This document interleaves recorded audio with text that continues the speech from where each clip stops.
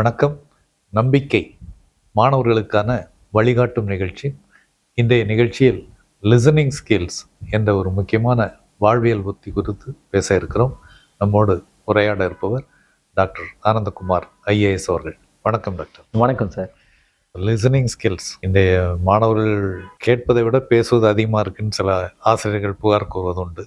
அந்த listening skills வாழ்க்கையில் எந்த அளவு முக்கியம், வகுப்பறையில் மட்டுமல்ல வாழ்க்கையிலும், அதை பற்றி சொல்லுங்க சார். திருக்குறளில் திருவள்ளுவர் மிகச்சிறப்பாக எவ்வளோ செல்வங்கள் இருக்கிறது, ஆனால் அந்த செல்வங்களிலெல்லாம் மிகச்சிறந்த செல்வம் அப்படின்னு ஒரு செல்வத்தை தான் சொல்லியிருக்காரு. அப்படின்னா அப்போ அது என்ன செல்வமாக இருக்குன்னு பார்த்தீங்கன்னா, வாய் செல்வத்தையோ கண் செல்வத்தையோ சொல்லாமல் செவி செல்வம்னு சொல்லியிருக்காரு. அப்போ நிச்சயமாக அதே மாதிரி கடவுள் 2 காதுகளை கொடுத்துவிட்டு ஒரு வாயை தான் கொடுத்திருக்கிறார் என்று சொல்வார்கள். கேள்வி ஞானம் என்று ஒன்று இருக்கிறது, கர்ண பரம்பரை வழக்கு என்று வேற ஒரு சொல் இருக்கிறது. அனைத்து வேதங்கள், பல்வேறு விதமான அறிவியல் பூர்வமான தகவல்கள், அறிவு சார்ந்த விஷயங்கள் அனைத்துமே சொல்லி கேட்டு அப்படியே பரவி வந்திருந்தவை தான் மருத்துவ குறிப்புகள் இவையெல்லாம். ஸோ அந்த அளவுக்கு வாழ்க்கையை உயிர் வாழ்வதற்கும் இறந்து போவதற்கும் இடையே உள்ள வித்தியாசத்தை தீர்மானிக்கின்ற விஷயமாக கேள்வி செல்வம் என்று சொல்கின்ற கவனிக்கின்ற பண்பு இருக்கின்றது. ஒரு நல்ல கவனிக்கின்ற ஒருத்தரால் மட்டும்தான் நல்ல அறிவாளியாக வர முடியும். அவ்வளவு ஏன் இவ்வளவு பரீட்சைகளில் இவ்வளவு பாடங்களில் நாம் வெற்றி பெறுகின்றோம் என்றால் அதற்கு அடிப்படையானது வகுப்பறையில் ஆசிரியர் சொல்வதை கவனித்து குறித்து வைத்துக் கொள்வது. எந்த மாதிரியான கவனம் என்ற போது எனக்கு உடனே என்னுடைய நண்பர் யுவராஜ் ஐஏஎஸ், அவர் இப்போ ஆந்திராவில் இருக்காரு. அவருடைய நோட்ஸ்லாம் அவர் ப்ரொஃபஸர் இருமுனார்னா அவர் இருமுனார் அப்படின்ற இடத்துலையும் குறித்து வச்சிருப்பார். அதே மாதிரி சில வகுப்புகளில் ஒரு 7ஆம் வகுப்பு படிக்கும் பொழுது எங்கள் பள்ளியில் முதல்ல ஒரு கவிதை பற்றி பேசுகிறார் ஒரு ஆசிரியர். அந்த சமயத்தில் அந்த ஆசிரியர் ஒரு கவிதை சொல்கிறார். ஒரு மாணவன் ஒரு பொண்ணுக்கு லவ் லெட்டர் எழுதி கொடுக்குறான். அந்த பொண்ணு அதை கிழிச்சு அவன் மூஞ்சிலே வீசிடுது. இதை அந்த மாணவன் ஒரு கவிதையாக எழுதுகிறார். காற்றுக்காக ஜன்னலை திறந்தேன், காற்றே ஜன்னலை மூடிவிட்டதே அப்படின்ட்டு. அப்போ கேட்டது, இன்னைக்கு நம்ம அந்த கவிதை சொல்லும் பொழுதும் அந்த அந்த சூழ்நிலையும் அந்த ஆசிரியரும் நம் மனதில் நிற்கின்றார். அப்போ அந்த அளவுல கேட்டு பதிவான விவரங்களை நம்ம திருப்பி எழுத முடிகிறது. அதுக்கு அவசியமானது அந்த தருணத்தில், அந்த நேரத்தில் அதை சொல்ல வேண்டும். நிறைய பேர் கேட்கும் பொழுதே அடுத்து என்ன பேசுறதுன்னு நம்ம ப்ரிப்பேர் பண்ணிக்கிட்டே இருப்பாங்க. ஸோ அந்த மாதிரி இருக்கவங்களுக்கு பேரை கூட ஒரு 15 நிமிஷத்துக்கு ஒரு தடவை உங்கள் பேர் என்ன சொன்னீங்க அப்படின்னு கேட்டு தெரிஞ்சுப்பாங்க. அந்த மாதிரி இல்லாமல் நல்ல கவனத்தோடு இருப்பதுக்கு நல்ல ஒருங்கிணைந்த ஒரு நம்பிக்கை இருக்கின்ற அனைவருமே அந்த நேரத்தை யாரையாவது ஒருத்தருக்கு மரியாதை கொடுக்கணும் அப்படின்னு யாராவது நினைச்சாங்கன்னா அவங்களை கவனிச்சா மிகப்பெரிய மரியாதை. இவ்வளோ முக்கியத்துவமான ஒரு ஒரு பண்பு இந்த தலைமுறை மாணவர்களுக்கு குறைவாக இருப்பதாக பொதுவாக ஒரு விமர்சனம் இருக்குது. அதை எப்படி இம்ப்ரூவ் பண்ணிக்கிறது? பிரச்சனை என்னன்னா, இப்போ கவனிக்கிறத விட செயல்படுவது முக்கியமானது என்கின்ற கால சூழ்நிலைக்கு நம்ம வந்துட்டோம். அதுக்கு ஒரு ஒரு ஜென் கதை ஒன்று இருக்கு. ஒருத்தர் ஒரு பெரிய வில்லாளி ஆகணும்னு விருப்பப்படுறாரு. அதுக்கு ஒரு வில் வித்தை தேர்ந்த ஒருத்தரை போய் பார்க்குறாரு. அவர்கிட்ட சொல்கிறாங்க. அவர் வில் வித்தை சொல்லித்தர்றாரு. சொல்லி தந்தவர் அவர்கிட்ட கேட்குறாரு, சார் நான் இந்த மாதிரி வில் வித்தையெல்லாம் இல்லை, இந்த உலகத்தில் மிகச்சிறந்த நம்பர் 1 வில்லாளியாக வரணும்னு. அப்படியானா நீ இவரை தான் பார்க்கணுன்னு அவர் ஒரு பேரை சொல்கிறாரு. அவர்கிட்ட போகிறாரு. அவர் சொல்கிறாரு, தம்பி நீங்கள் வாங்க, நீங்கள் என்கிட்ட ஸ்டூடெண்ட் ஆகணும்னாலே குவாலிஃபிகேஷன் இருக்குது, நீங்கள் கவனிக்கணும், நல்லா கவனிக்கணும் அப்படின்றாரு. என்ன சார் கவனிக்கணும்? அதாவது இந்த நெசவு செய்யும்பொழுது இந்த நாடா போகுது இல்லைங்களா குறுக்க, அது போகிறத ஃபுல்லாக பார்க்க முடியணும் உங்களால் தனியாக அப்படின்ட்டு.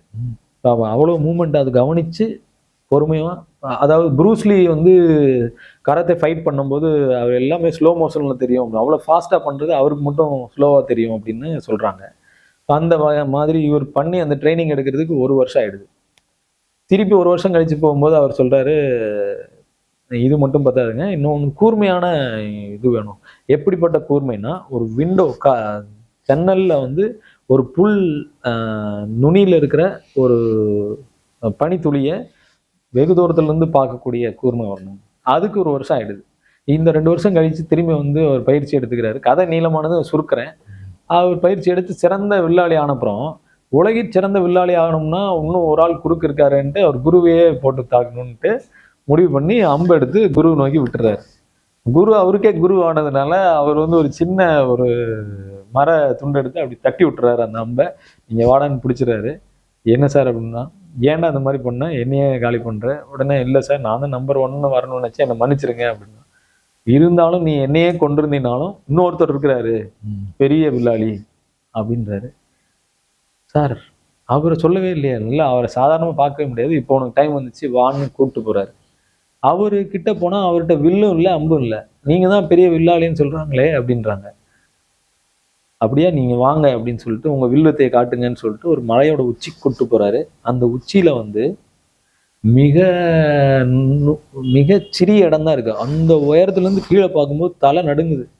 அவர் மிரண்டு போயிடுறாரு. இப்போ வந்து உங்களோட வில்லுத்தையை காட்டுங்க அப்படின்னு அவர் சொல்றாரு. அவர் வில்லையும் எடுக்க முடியல, அம்பையும் எடுக்க முடியல. இங்கெல்லாம் நின்னாலே போதும்பா. அதனால வாழ்க்கையில மிகச்சிறந்த வித்தை அல்லது வில் வித்தை என்பதுக்கு வில்லும் அம்பும் இல்லாமல் இருப்பதுதான். Highest form of activity is inactivity. எதுவும் செய்யாமல் இருப்பது வந்து மிக உயர்ந்த ஜென் தத்துவத்தை குறிக்கிறது. எதையாவது செய்து கொண்டே இருப்பதில் வெற்றி வருவதில்லை அப்படின்ற தெளிவு ஒருத்தருக்கு வந்த பிறகுதான் இன்னொன்னும் இருக்கணும். எதிர்ப்பில் இருக்கின்ற ஒவ்வொரு மனிதரிடத்திலும் என்னை விட சிறந்த திறமை ஏதாவது ஒன்று இருக்கும். உடனே நம்ம லிஸ்ட் என்ன போடுவோம்னா, எதிரில் இருக்கிற ஆள்னா நான் அவனோட அதிக மார்க் வாங்கியிருக்கேன், அவனோட அதிகமான வேகமாக ஓடக்கூடியவன், தன்னுடைய ப்ளஸ் பாயிண்ட்ஸாக பார்த்து மற்றவங்களை இக்னோர் பண்ணக்கூடியது சாதாரணமான விஷயம். ஆனால் மற்றவர்களிடத்தில் இருக்கின்ற வாலி மாதிரி, ராமாயணத்தில் வருகின்ற வாலி மாதிரி 50% திறமையை அவரிடத்திலிருந்து எடுத்துக்கொள்கின்றவர்கள் வெற்றிசாலிகளாக வருவார்கள். செயலற்ற தன்மை, வாயார் கிணறு கெட்டார் போல வாய் பேசி பேயானார் கின்பம் உண்டோ ஐயா பராபரமே, இது ஆனந்த களிப்பு என்கின்ற பாடலிலே தாயுமானவர் சொல்கின்றார். ஆக வாய் பேசி கொண்டிருப்பது மட்டும் பேயானவர்களுக்குத்தான் அது வாய்ப்பாக மாறிவிடுகிறது. அமைதியாக கவனிப்பதற்கு இன்ஆக்டிவிட்டி முக்கியம். அமைதியில் மிகுந்த ஆற்றல் அமைந்துள்ளது என்கின்றவர்களால் மட்டுமே மற்றவர்களிடத்திலிருந்து அதை சேகரித்துக் கொள்ள முடியும். எல்லாம் அறிந்தவர்கள் யாரும் இல்லை, கற்றது கையளவு. நம்மிடத்திலே இவரை அனுப்பியிருப்பது அவரிடத்திலே ஏதாவது ஒன்றை நாம் கற்றுக்கொள்வதற்காகத்தான் என்று நினைக்கிறவர்கள் கற்றுக்கொள்கிறார்கள். கற்றுக்கொள்ளுகிற இடத்திலே நிச்சயமாக கவனிக்கின்ற திறமை இருக்கும். ஒரு உயர்வான மதிப்பெண் பற்றி எல்லாருக்குமே கனவு இருக்கும்.